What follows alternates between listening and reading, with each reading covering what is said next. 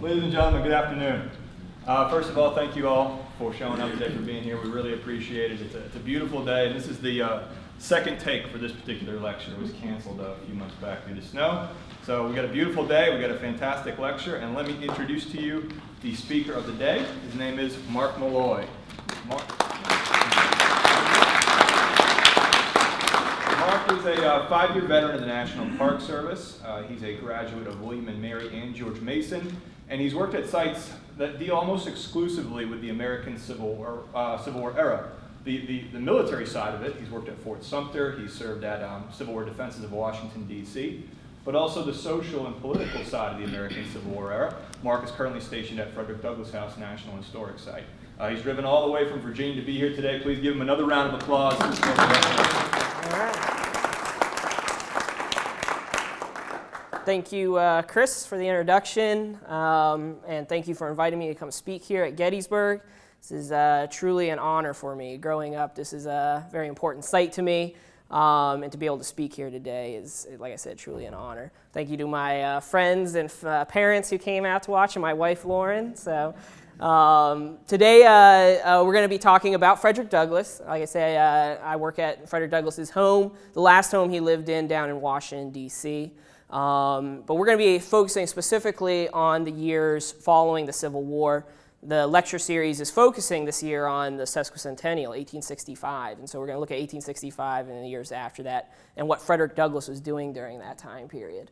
And as you can see across the top there, "Injustice must cease before peace can prevail." It's one of the quotes he said in these years after the war. And this is something Frederick Douglass is really going to be working for. It's pretty much the striving goal of him throughout the years after the war is getting equal rights for all Americans, whether they're African Americans, whether they're women, whether they're Native Americans, whether they're Chinese, you name it, he's out there really pushing to get equal rights under the law. And the Civil War is going to focus heavily on his worldview after the Civil War as well. How he's going to go about getting equal rights for African Americans and other people after the war is through 3 ways. We're going to focus on those during our talk.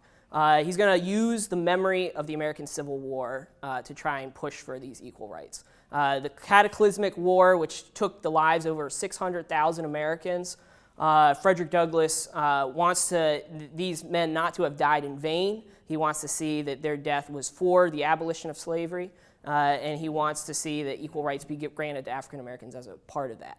The second way he's going to go about this is by using the Republican Party. Douglass is going to enter party politics in these years after the war. He's going to see the Republican Party, the party of Lincoln, the party that had ended slavery, as the best method of granting equal rights for the recently freed slaves. And he's going to do it a third way, and that's through his personal example. In his image. Frederick Douglass, from the very beginnings, is going to be using his personal story to advance his cause, and he's going to continue to do that in these years after the war. So we're going to go, this will be about an hour lecture. Afterwards, if you all have any questions about anything, I'd be happy to answer them for you, so you can just think about those. But a lot of people don't know much about Frederick Douglass. A lot of people have heard of his name. Maybe they know something that he was a former slave or an abolitionist. But his life is a really fascinating one, and I'm going to give you a quick background on his life. Frederick Douglass begins his life in Talbot County, Maryland, on the Eastern Shore. The photograph you see here is of one of the plantations he's going to be enslaved on. This is the Y House plantation. And he's going to spend most of his enslaved life actually in the city of Baltimore. He's going to, the mistress on the plantation starts teaching him the alphabet. When the master finds out that he's teaching this young slave how to read, he tells his mistress to stop. He says if you teach him how to read and write, he won't be a good slave anymore. When Frederick Douglass hears this, of course, he realizes he has to teach himself how to read and write. So he's going to teach himself, and then when he's about 20 years old, he's going to escape from slavery. He's going to escape by posing as a freed black man in Baltimore, and he's going to get help from the lady you see there on the right. Her name was Anna Murray. Anna Murray was a free black woman. She helps Frederick Douglass escape from slavery. They're going to get married in New York City right after he gets out, and then they're going to settle down in Massachusetts. At this juncture in his life, Frederick Douglass has an easy choice to make. He could, or a hard choice to make, should I say. He could easily just slide into the lifestyle up in Massachusetts and hide out. He could escape to Canada and live free, but instead, he's going to choose to enter the abolitionist movement. And by doing that, he's going to really make himself a marked man. You can see the song sheet image of him trying to escape, and it says across it, the Fugitive Song. Because of the Fugitive Slave Act, there's a chance that Frederick Douglass could be captured and sold back into slavery. So this is a very brave thing to come out and start working for the abolitionist movement. And he's going to be helped by the two men you see here on the left. That's William Lloyd Garrison and Wendell Phillips. And they're going to be some of Douglass's earliest proponents. And they're going to start sending him on. He's going to go around on a lecture circuit, telling people about his life in slavery, telling them the horrors he experienced. Some people, when he was going to these places and telling these stories, people would actually call him a liar. Say, there's no way you're a former slave, that you're well educated. And sometimes he would actually take off his shirt to show people the scars on his back that he experienced. One time he was giving, a lot of people don't understand how unpopular the abolitionist movement was. This is a very small percentage of the North that is interested in completely abolishing slavery throughout the South. And you can see this image on the right of Frederick Douglass. He was actually jumped by a mob in Indiana after giving an anti-slavery speech, nearly killed. In fact, the mob broke his right hand before some other people came in and intervened, and he survived that attack. But this isn't going to deter Frederick Douglass. He's going to constantly continue to speak out. In the center, you see the title page to his autobiography. In 1845, he publishes an autobiography entitled The Narrative Life of Frederick Douglass. In this, he's going to detail his life in slavery, and it's really meant to try and change people's views, and it really goes all over. A lot of people, it's going to be a lot of copies are sold, but it makes Frederick Douglass a marked man because it tells everybody who his owners were, where he was enslaved. And so he's actually going to have to go to England, and he's over in England for a couple years when the people of England are so moved by his story that they purchase his freedom, and he's able to come back to the United States and continue to lecture throughout the North in the years leading up to the Civil War. Frederick Douglass is going to have a big falling out with William Lloyd Garrison. Garrison saw the American Union as inherently pro-slavery. He saw that slavery, he called the Constitution of the United States a compact with the devil. He said he would actually burn copies of the Constitution out on the streets of Boston. Frederick Douglass, while originally he believed in the same idea, he has a change of heart. In the 1840s, he's going to move out to Rochester. He's going to break with William Lloyd Garrison. And he takes a different view on the Constitution. He sees it as an anti-slavery document, that you could actually use the founders' words and their vision to end slavery in America. And he's going to start his own newspaper called the North Star, and he's going to publish that up in Rochester, New York. While he's living in Rochester, Frederick Douglass, again, constantly is going to be traveling and speaking. He's known as one of the greatest orators of his day. And you can see this image of him taken about that time period. Elizabeth Cady Stanton, with the women's rights movement, actually said he was majestic in his wrath. And he really, and like I said, and I'll be getting to it in a little bit about how he uses his image to advance his cause. So he's going to constantly be speaking out about this issue in the years leading up to the Civil War. Now, we're here at Gettysburg, and we were asked beforehand, why Gettysburg? Why are we talking about Frederick Douglass here at Gettysburg? And it's because, like I said, Douglass is one of the large orators of his time. He's actually going to come here to Gettysburg after the Civil War in 1869. It was January 25th, 1869. Frederick Douglass came to speak here at Gettysburg. And you can see a couple post-war images up here. When I was doing research for this talk, I wanted to find out about where he went when he was here in Gettysburg. He didn't spend that much time. He's only here for a couple days. But hang on, I got a couple newspaper articles here. There's two newspaper articles about his talk here. And this really goes in to show you how politically divisive the country was at the time. The building you see on the right there is the Gettysburg Compiler Office. They are the Democratic newspaper here in Gettysburg. And then I also found one from the Gettysburg Star, which is more of the Republican newspaper. Frederick Douglass speaks at Agricultural Hall, which is today at Franklin and High Streets. The building where he spoke no longer exists, but that's where it was. And it was January 29th, 1869. This is from the newspaper article from that day. It said he spoke at Agricultural Hall to a packed crowd. They said, we think we do no injustice to the distinguished speakers who have preceded him in saying that Mr. Douglas's effort was the lecture of the season. Hopefully the Gettysburg papers will say the same about my lecture here, right?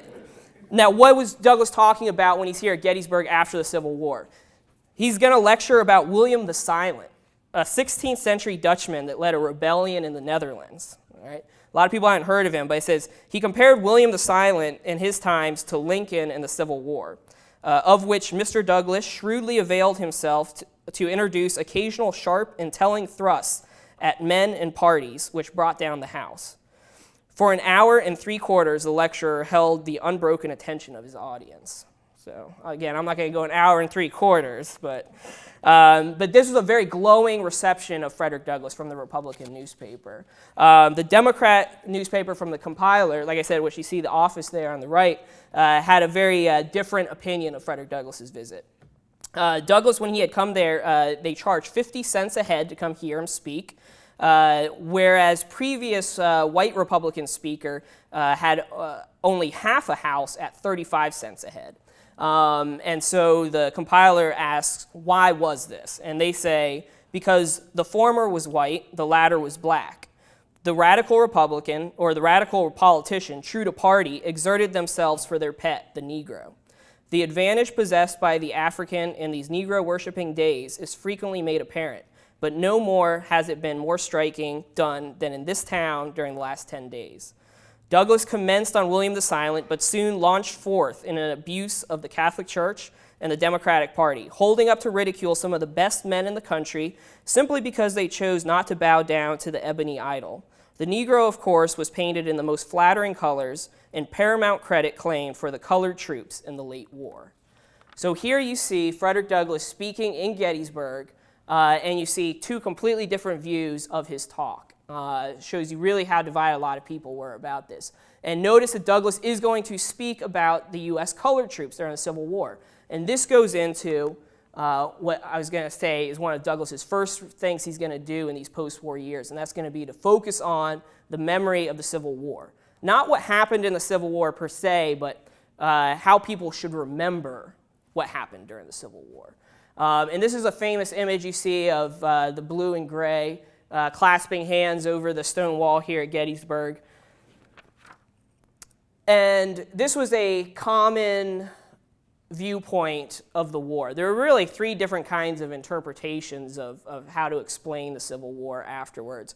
You have a reconciliationist viewpoint of the war. That this war, looking beyond the causes, were brave men in blue and brave men in gray, both believed in what they were fighting for. They fought nobly. Now the war was over, and now they could reunite. Another vantage point they're going to have, they're going to look at, a lot of Southerners are going to create a lost cause mentality, sense that the South had fought for the right cause. They were just in their fight. They were beaten by overwhelming numbers and men, but the cause was still just, and they're going to hang on to that.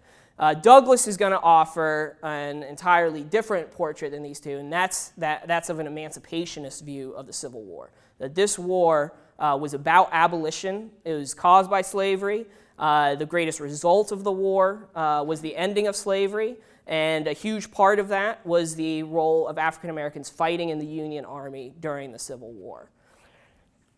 Frederick Douglass, in some of the previous lectures they gave here, they talked a lot about these decoration days, which was basically the precursor to Memorial Day, where veterans would get together at cemeteries and they would place flowers and decorate the graves of dead soldiers.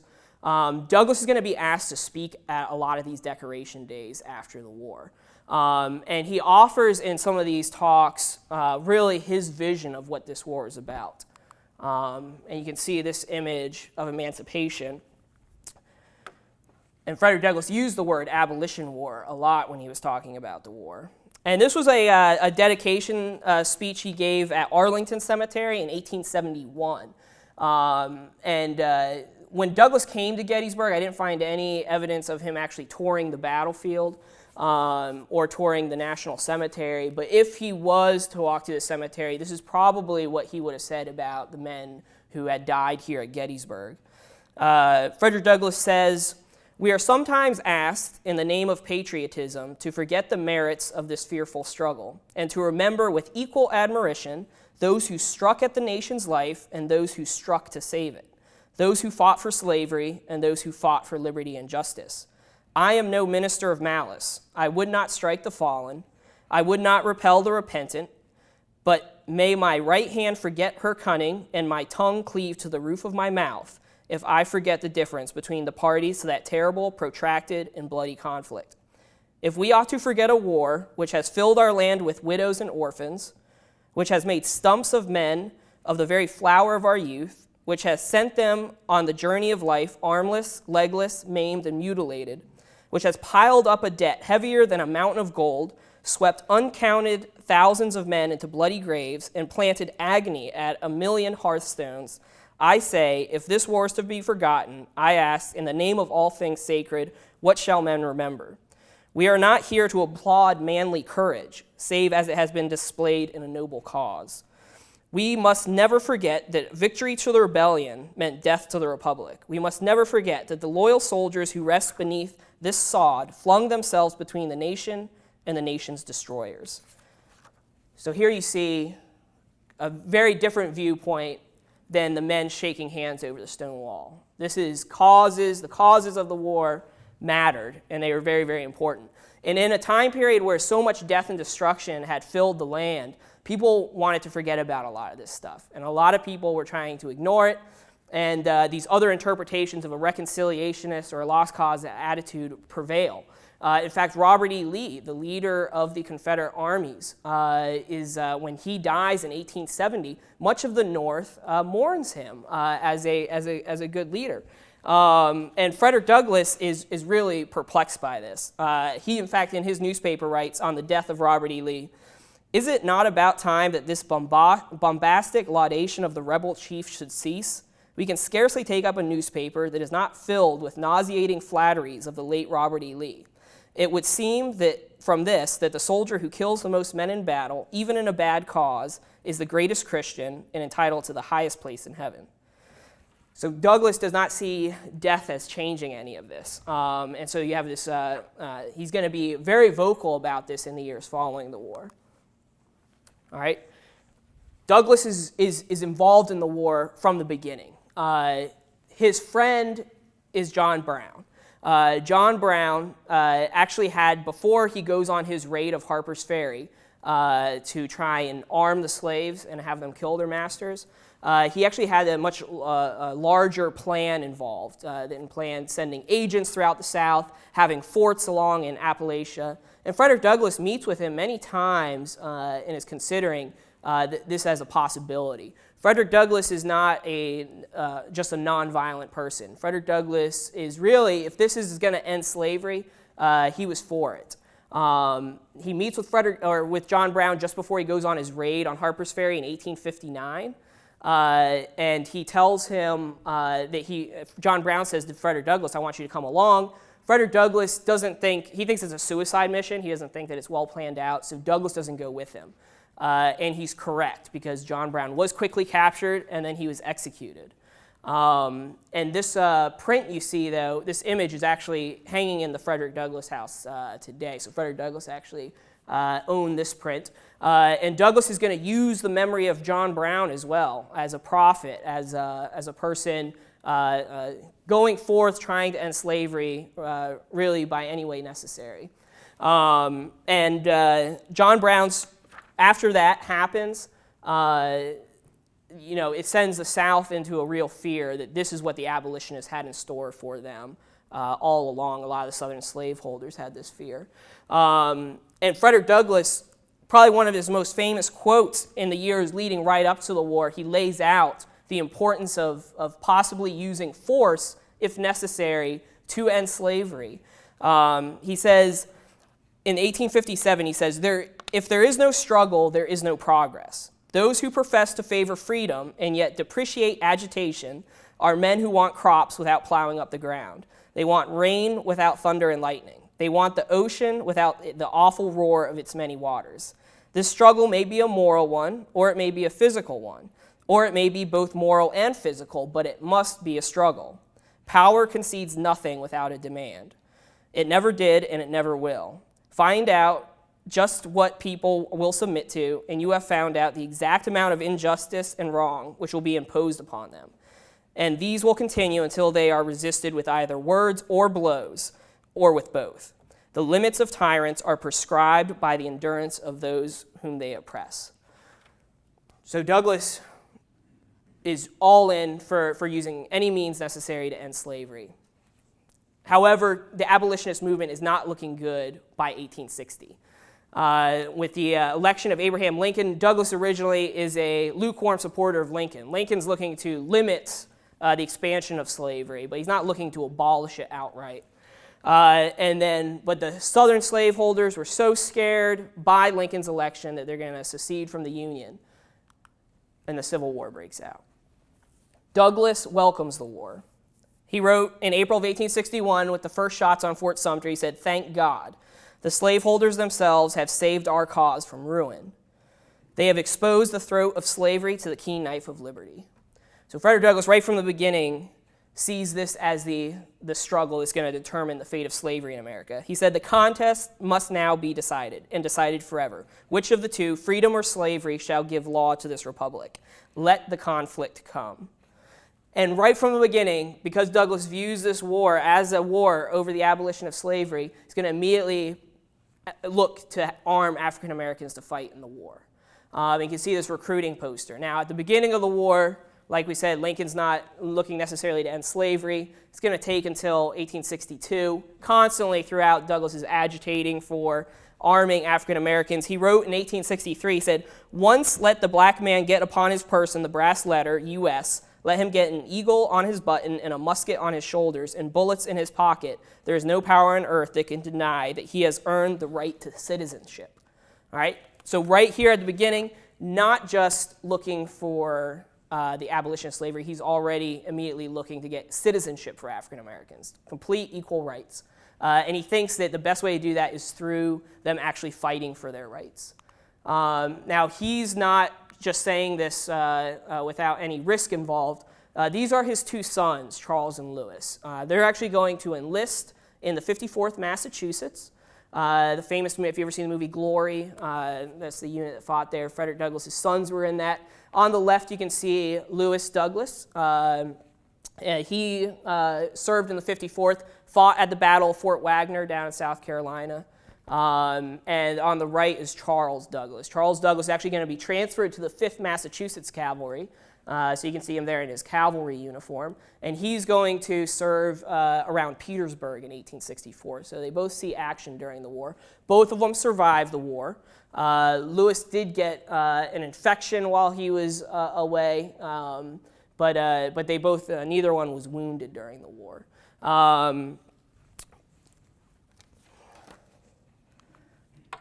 And then we have Lincoln. A lot has been made about the relationship between Douglass and Lincoln. There are many books written about the two. A lot of times they'll refer to them as friends, or the friendship of Lincoln and Douglass. While it might be a stretch to call them friends, Lincoln, the last time he saw Douglass, did refer to him as his friend. But in truth, the two only really met each other 3 times during the Civil War. They're going to meet each other first on August 10th, 1863. So this is after Gettysburg.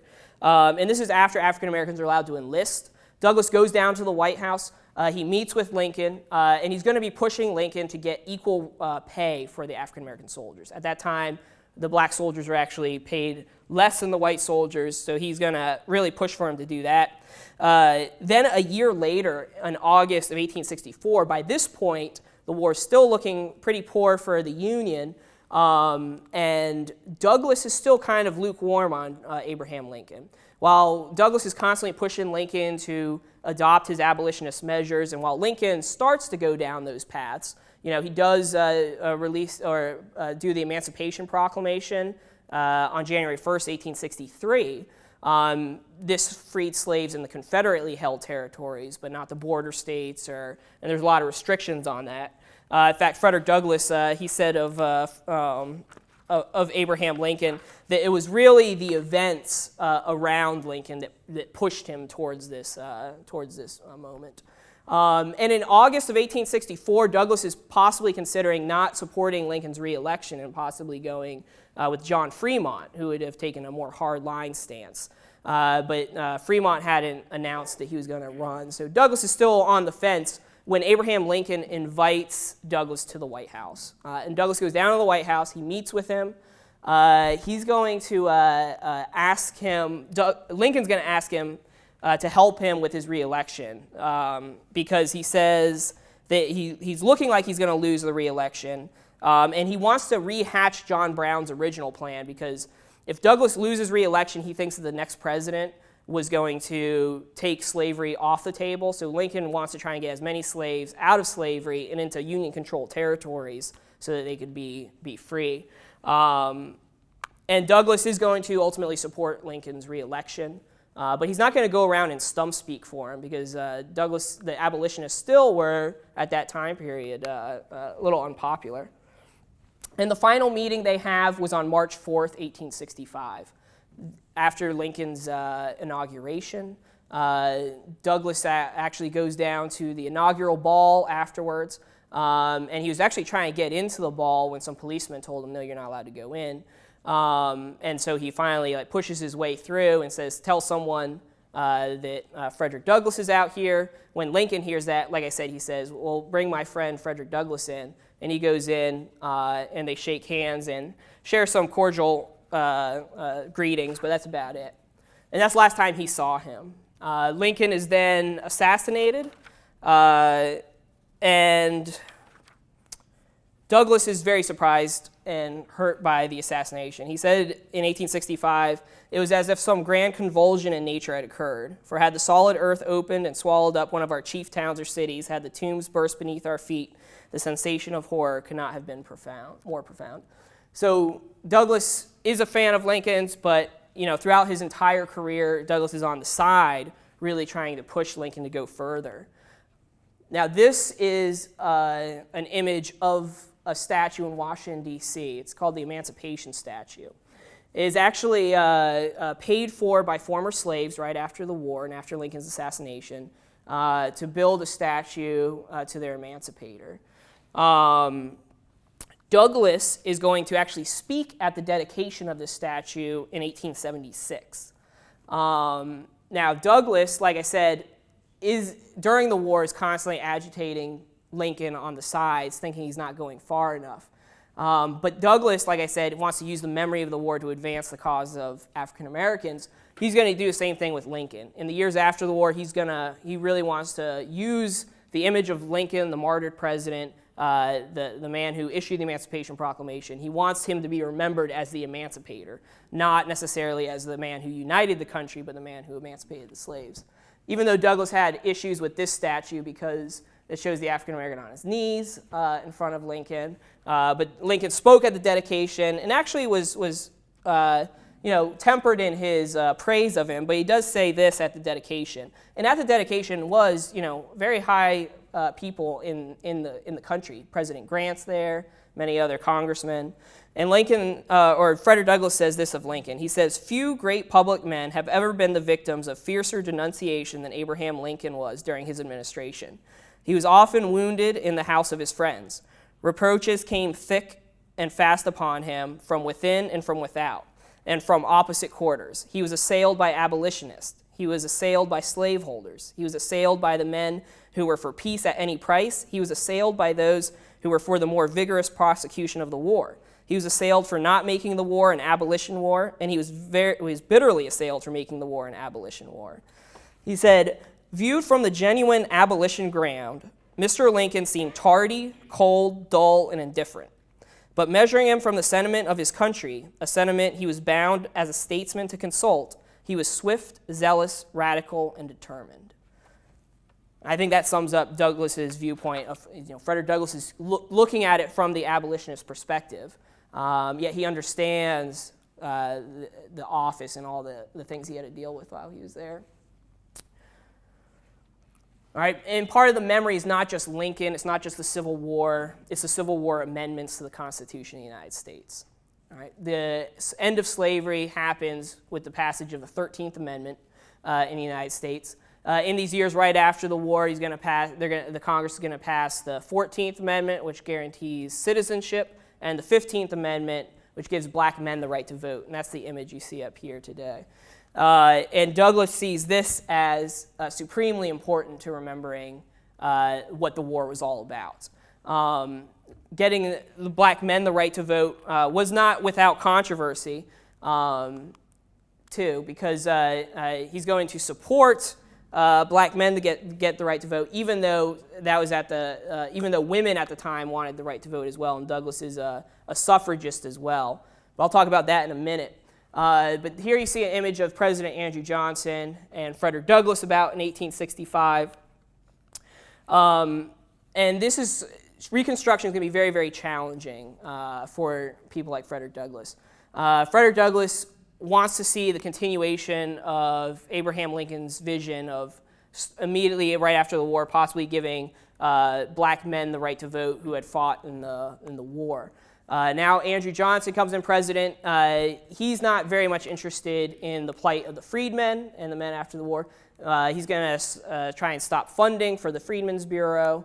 And Congress at that time is very divided. The radical Republicans are interested in punishing the South. The Democrat Party is interested in reuniting the country after the war. Douglas very much in the radical Republican camp, but he wants them to get all these freedmen educated. He wants to get them land. There are a lot of issues. You have 4 million African Americans who were just freed from slavery.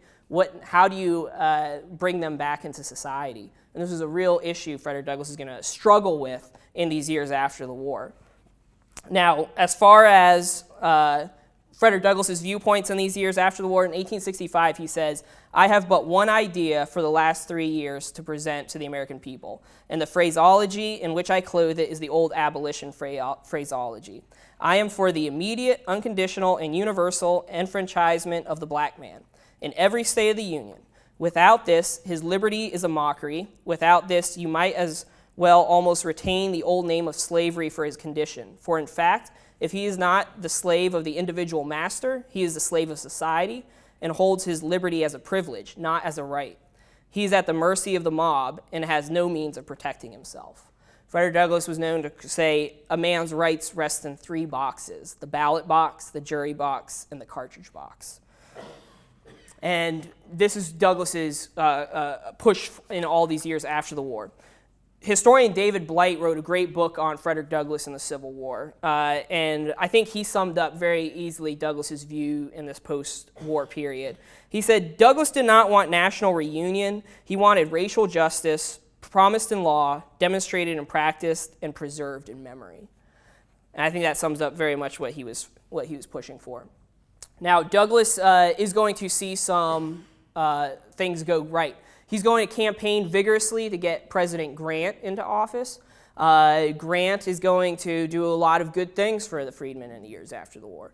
Grant actually, they institute the Klan Act, and Grant's actually going to send down U.S. soldiers into the South to protect recently freed slaves who were trying to vote.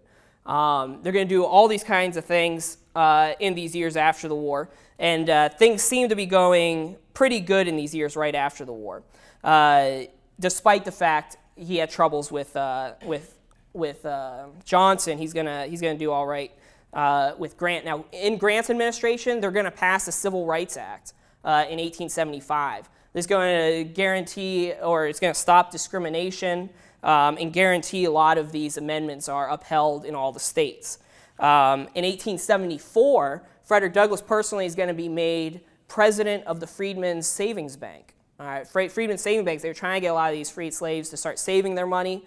Unfortunately, the bank, they had made a lot of poor investments, and they kind of made Douglass president right at the end as kind of hoping that I was going to save the bank, just his image on it, because he had no banking experience necessarily.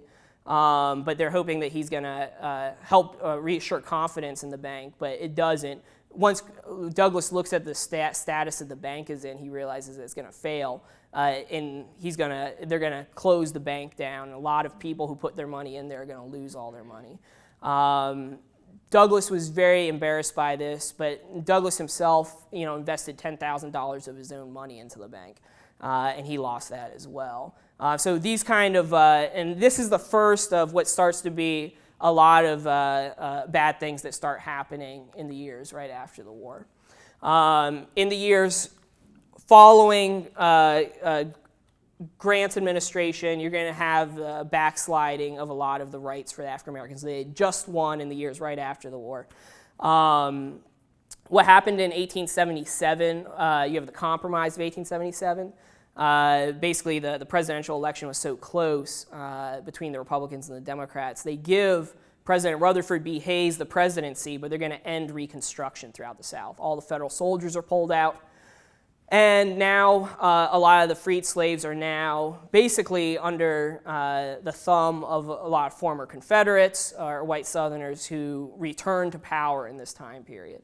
And the states are going to start taking away these federal rights that they had won during the war. And you can see this cartoon of the image of the rise of the Ku Klux Klan as well. One of the terrible things, the Civil Rights Act that was passed in 1875 and 1883, that's going to be repealed by the Supreme Court. Lynchings go on the rise throughout the South. African Americans trying to perform their right to vote are going to be either intimidated, sometimes killed. Frederick Douglass in the years after the war is going to work with a woman named Ida B. Wells, and they're going to work to document as many of these lynchings as possible and try and tell people, expose the truth of what was going on through a lot of these things. Douglass starts seeing this historical, he called it amnesia, people forgetting about all the stuff that African Americans had done during the Civil War. Douglass is seen as waving the bloody shirt, which was kind of, they would say that about politicians who kept bringing up the Civil War, this painful part of their history. But Douglass saw it as necessary for getting people to remember the sacrifice people had made for these rights. All right. Another big falling out, like I mentioned, with the women's rights movement. Douglass, from the very beginning, was for women's equal rights under the law. This is Elizabeth Cady Stanton and Susan B. Anthony. Douglass is going to work with them a lot in the years after the war. But in the years right after the passage of the 15th Amendment, which gave women the right to vote, they have a big falling out. Because the women said, you should wait to give black men the right to vote until women have the right to vote. And Frederick Douglass had a good answer to that. Frederick Douglass in 1869, he says, when women, because they are women, are dragged from their homes and hung upon lampposts, and their children are torn from their arms and their brains dashed upon the pavement, when they are objects of insult and outrage at every turn, when they are in danger of having their homes burnt down over their heads, when their children are not allowed to enter schools, then they will have the same urgency to obtain the ballot. And so he sees this as an urgency to get black men the right to vote. But even they patch it up, though, towards later in their life, because actually the last speech Frederick Douglass is going to give, he's going to give next to Susan B. Anthony. And Douglass in 1892, when he's reflecting on a lot of his life and working for the equality of all people, he reflects on the fact that he's very proud of his work in the women's suffrage movement. Because he said, when I ran away from slavery, it was for myself. When I advocated emancipation, it was for my people. But when I stood up for the rights of women, self was out of the question, and I found a little nobility in the act. All right? And throughout all of this, the Republican Party, like I said, the party politics are going to be very important to Douglass. This is a postcard of some of the leaders. A lot of people are surprised. In the years right after the Civil War, this is Blanche K. Bruce, and this is Hiram Revels. They were black U.S. senators that served in the U.S. Senate in the years following the war. And you see a lot of other people in this image. Again, this is published in the 1880s, I believe. And you can see the importance of memory. You have John Brown down here. You have Grant, Lincoln. So this is important to Frederick Douglass. And of course, right in the center is Frederick Douglass. He was seen as a leader for African Americans at that time. And Douglass, it's interesting, in this years after the war, before the war, he's on the outside, right? He's with the likes of John Brown. He's with the likes of William Lloyd Garrison, people who are agitating from the outside, telling people in politics what they should be doing. Now Frederick Douglass finds himself really working deep within the system. He is now in the Republican Party. He is stump speaking for presidential candidates, for congressional candidates. He's quoted as saying, "I am a Republican, a black, dyed-in-the-wool Republican, and I never intend to belong to any other party than the party of freedom and progress." So he's going to see the Republican Party as the best method, as the vehicle for gaining these equal rights, rather than being from the outside of the system or trying to overturn the system. And a lot of people said, here he is now, and in these years after the war, the Republican Party constantly is forgetting about the freedmen. They're not standing up for their rights. They're allowing these backsliding of rights to happen. And Frederick Douglass, he said, "I knew that however bad the Republican Party was, the Democratic Party was much worse. The elements of which the Republican Party was composed gave better ground for the ultimate hope of the success of the colored man's cause than those of the Democratic Party." So he goes right into supporting the party no matter what. He says, "The lesson taught by its example and its warning is that political parties, like individual men, are only strong while they are consistent and honest, and that treachery and deception are only the sand on which political fools vainly endeavor to build. When the Republican Party ceased to care for and protect its Southern allies and sought the smiles of the Southern Negro murderers, it shocked, disgusted, and drove away its best friends." So Douglass does feel pain at seeing the Republican Party abandon African Americans in this years after the war, but he's going to continue to support them regardless. All right, and he's going to be rewarded for his support of the Republican Party. Some people criticized him for this. In the Compromise of 1877, which really did an injustice to a lot of freed African Americans, people were surprised. Frederick Douglass is going to be appointed to be a U.S. Marshal in Washington, D.C., making him one of the chief law enforcement officers in the district. Pretty ironic when you think of the fact that Douglass, before the war, is running away from U.S. Marshals. Here he's at the end of his life, becoming a U.S. Marshal. And this is him as the U.S. Marshal, accompanying President Garfield to his inauguration. So there were some these party perks that he got. Some people said it was to silence Frederick Douglass by giving him these positions. But Douglass heard these criticisms and said it wasn't true, because he's going to continue to speak out despite having these.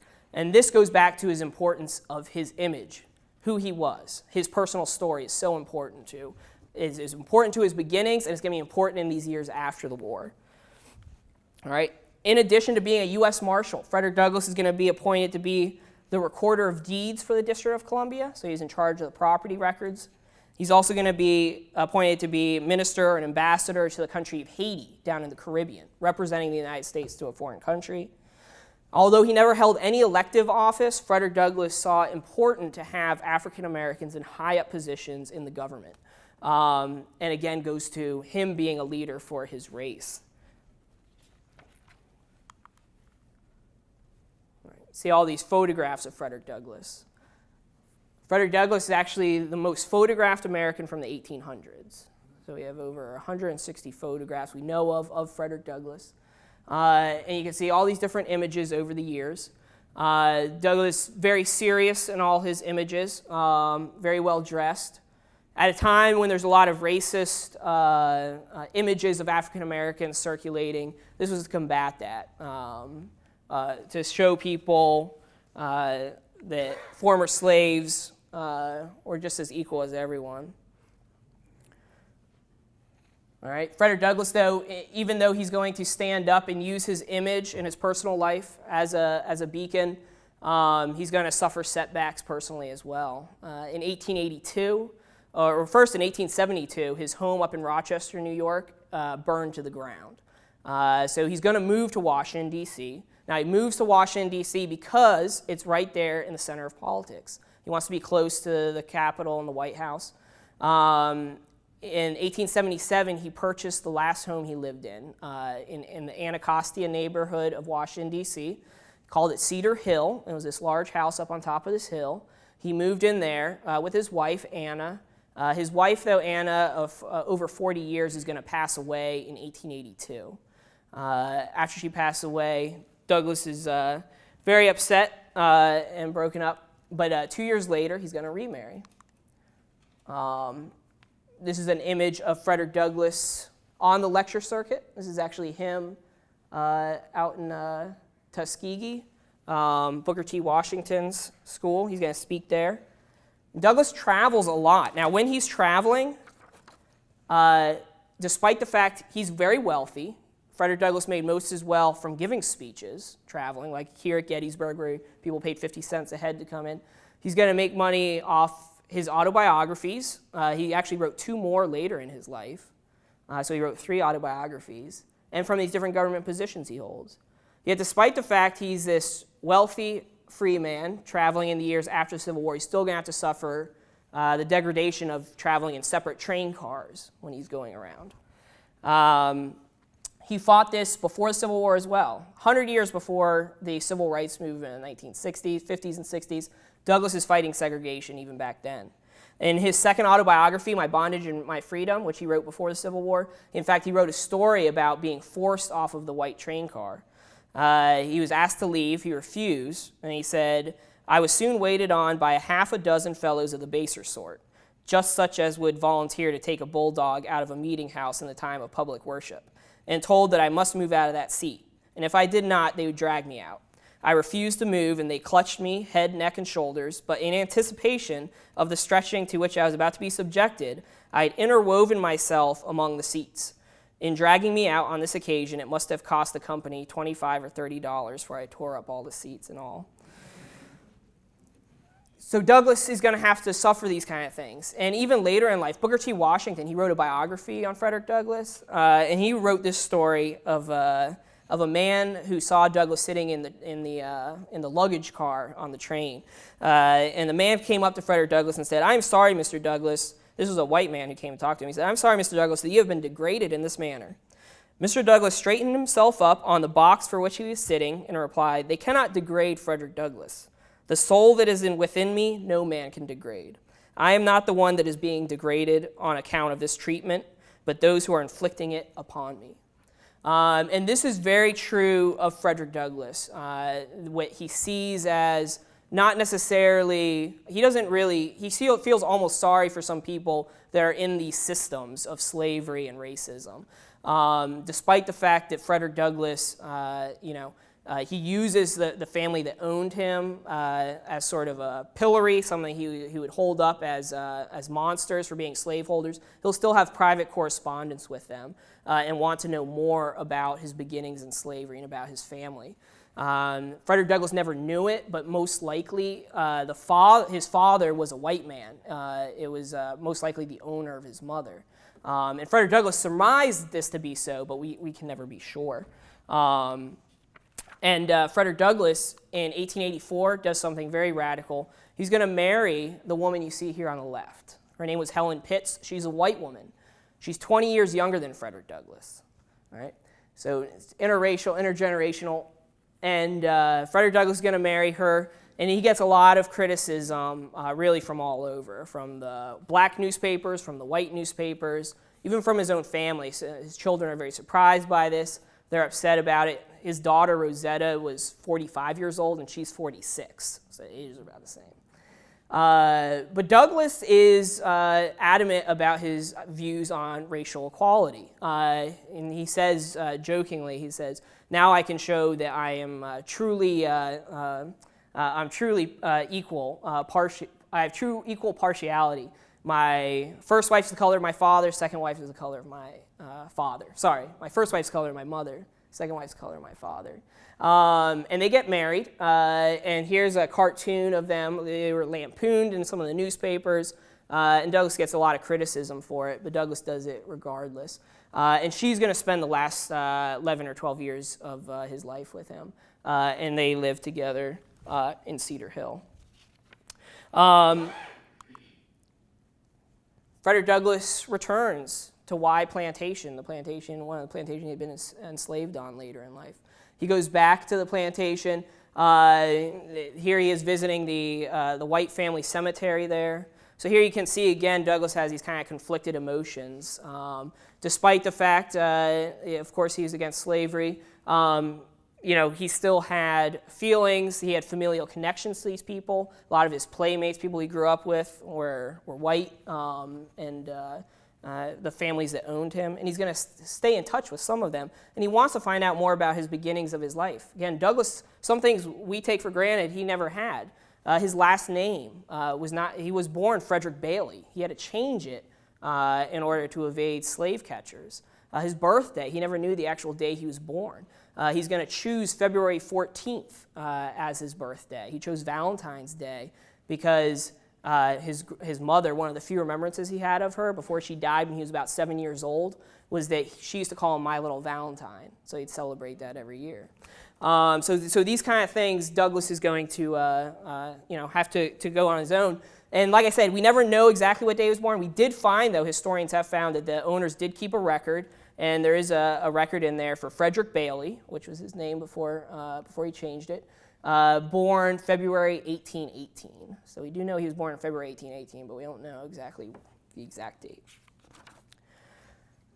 Historian Dixon Preston wrote this great book on Frederick Douglass, if you're interested in some of the more minutiae of Douglass's life, and it's about his life in Maryland and his views towards Maryland. And he writes about Douglass taking a trip here to this plantation house. And after he visits the cemetery, the family that once owned him actually invites him to come sit on the front porch and share a glass of wine. And Douglass was with some of his friends. And so they all sit there on the front porch. And the historian Dixon Preston writes this great account where he says, "For Frederick, it was an hour of deep fulfillment. Here he was, Freddie Bailey, the ragged slave boy, sitting on the veranda of the Lloyd mansion, sipping Madeira and chatting with his equals, just as he had seen Francis Scott Key and other distinguished visitors doing as he had peered at them from the bushes. It had been a long journey of 56 years, but to take those few short steps from the slave quarter to the mansion. But he had made it." All right. And Douglass doesn't stop at just traveling back to his old plantation. He's going to travel really all around the world in these years after the war. There you can see an image right up here of Frederick and his wife Helen at Niagara Falls. He's going to go overseas. He goes to Ireland, England, France, Switzerland, Italy. While he's in Italy, he wanders the ruins of Pompeii. He even goes over to Egypt. When he travels to Egypt, he climbs to the top of the Great Pyramid. Right? That's at 70 years old.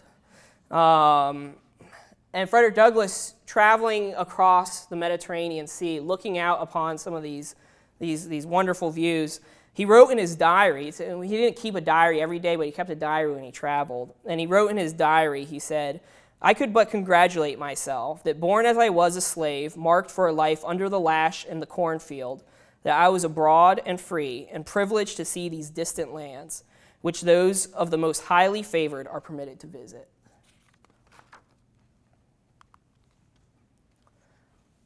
This is a neat photo in our collections. This is Mount Vernon, George Washington's home. And if you look right here, you'll see Frederick Douglass standing there. We have a bunch of instances a few instances of Douglass traveling and visiting George Washington's home near Alexandria, Virginia.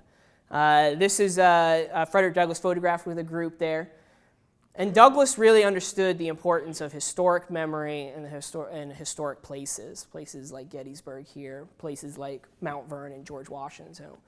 Historic memory that he was using was not just the Civil War era stuff. He was using African Americans who had fought in the Revolution. He was trying to use their memory. He was trying to use George Washington. He used George Washington's memory, not as a slaveholder, but the man who on his deathbed freed his slaves. He would always try and bring that up and talk about that. And he understood the importance of historic places. and would travel to them often. And he knew that a lot of these things shape people's views of the future. When Frederick Douglass visits this house, he visits in the 1860s. He also visits here. This is the 1880s. When he visits, this home was saved by a group of women in the 1850s to preserve George Washington's home. And they were offering tours, and people could go there and learn about their history. Douglass saw the power of this, and that these kind of things had power on shaping the future. And at his home in Cedar Hill on February 20th, 1895, is when Frederick Douglass passed away. He's about 77 years old. He gave the last speech he did that day to a group of women downtown D.C. He came home that evening. He ate dinner with his wife, Helen. After eating dinner, he's waiting right in this hallway you see pictured here. This is his home there at Cedar Hill. While he's standing here waiting for a carriage to go on another speech, he all of a sudden gets a sharp pain in his chest, collapsed to the ground there, and died of a heart attack. So Frederick Douglass, like I said, lived to about 77, but worked literally up until the day he died, trying to change the world. And that's a legacy he's going to leave. Now, Helen Pitts is going to actually use this idea that the Mount Vernon ladies did at George Washington's home, Mount Vernon, and she's going to try and save his home to preserve it and do the same thing, offer tours through the house. So today, this is Frederick Douglass's home there at Cedar Hill. This is in Washington, D.C., and back then it was the more rural section of Washington, D.C., and this is what the home looked like when Frederick Douglass was alive. And you can see today is what the site looks like today. So the home is remarkably well preserved. That's because Helen, after Douglass died, she's going to preserve the home. Now, she had to work really hard, because after she died, in her will, after Frederick Douglass died, in his will, he left everything in the house to his second wife, Helen, but the will is supposed to be signed by 3 witnesses. It's only signed by 2. Because of the technicality, the children also get some of the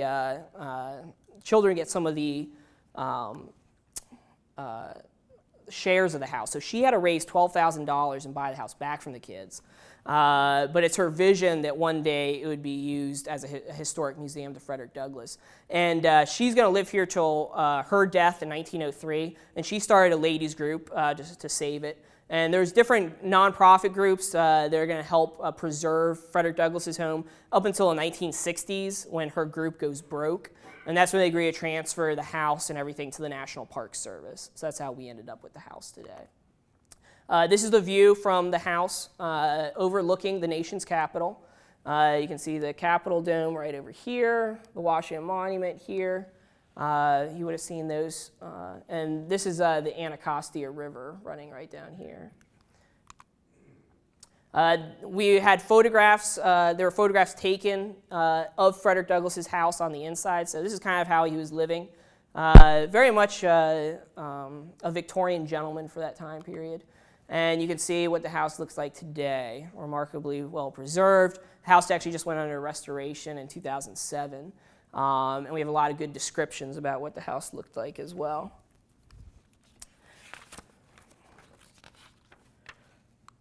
All right. And then this is a really neat photograph. This is Frederick Douglass working at his desk there in his library there at Cedar Hill. And so we're coming down to the end here. I'm going to answer your questions here in a second. But again, I want to go over, how important Frederick Douglass, why his voice matters when you visit places like Gettysburg and when you travel to Civil War sites. Frederick Douglass's, vision and ideas should be remembered, and it's because the Civil War is more than just men fighting who are brave. These were men who had thoughts and ideas and visions and dreams. Frederick Douglass gave this great speech, and I'm gonna finish with this quote from Frederick Douglass from a Decoration Day in 1878.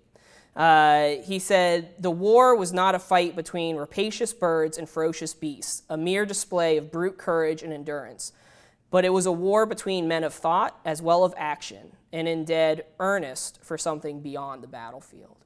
So the men who fought and died here, it's important to remember the causes for which they fought. It's important to see that what they fought for, you continue to fight for daily. And this is what the home looks like today. Like I said, I'm a ranger there at the Frederick Douglass House. We are open every day of the year except Christmas, New Year's, and Thanksgiving. And would really appreciate if you all came down and visit sometime next time you're in Washington, D.C. But thank you all for coming out and listening. And if you want to head out now, you can. Otherwise, I'll be happy to answer any of your questions.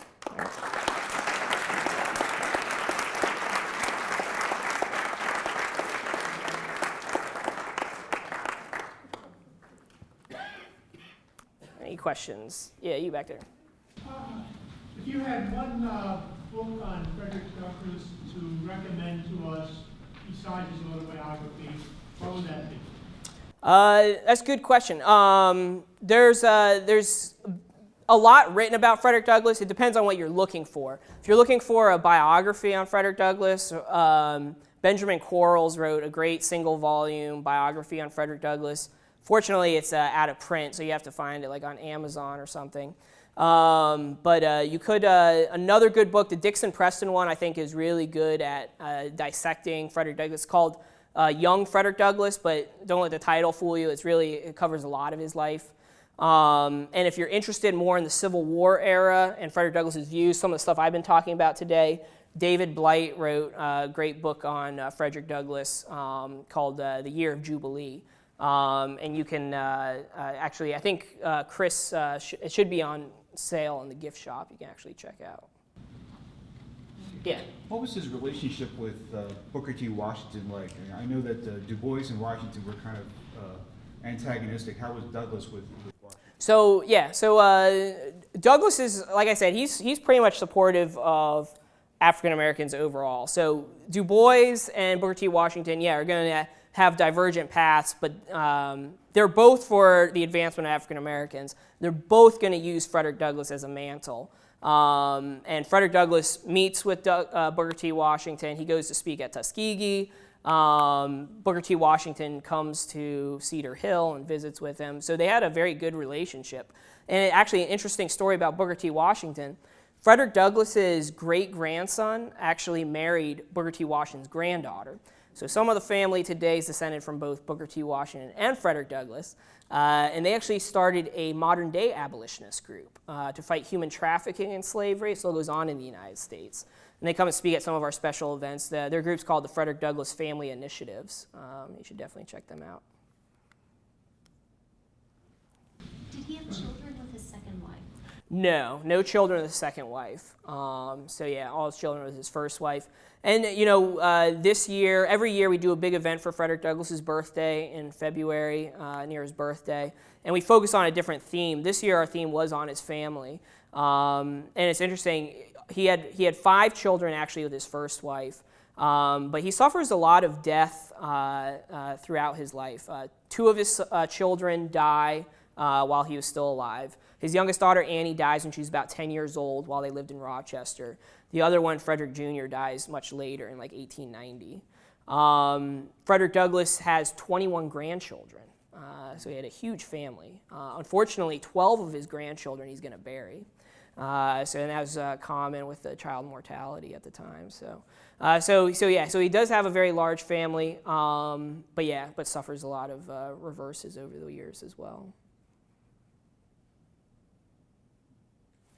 Yeah.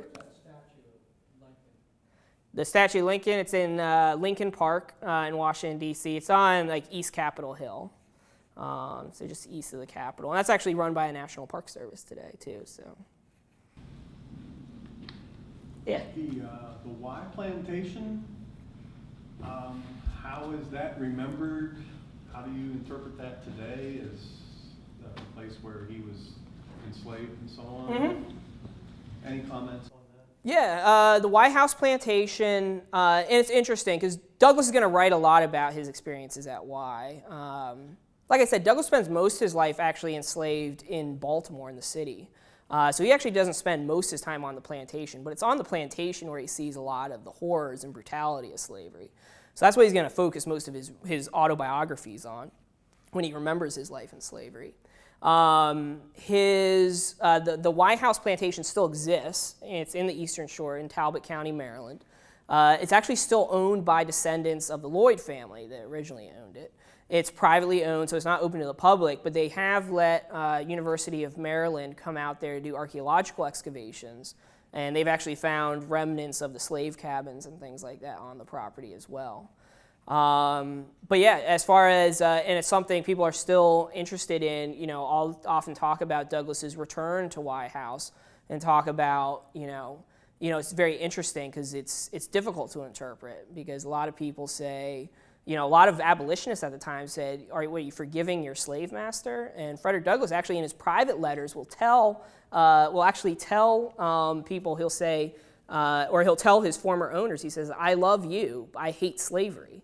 He would say, I love Maryland, I hated slavery, that's why he ran away.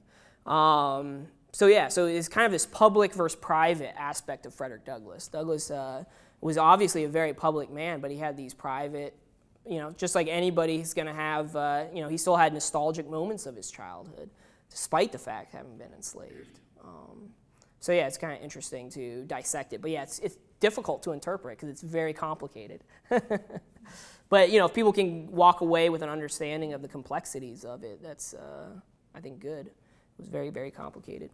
Did he ever meet Harriet Beecher Stowe or Julia Ward Howe? That's a good question. I'm not positive. I would imagine so. And if they didn't meet, most likely they exchanged correspondence, though.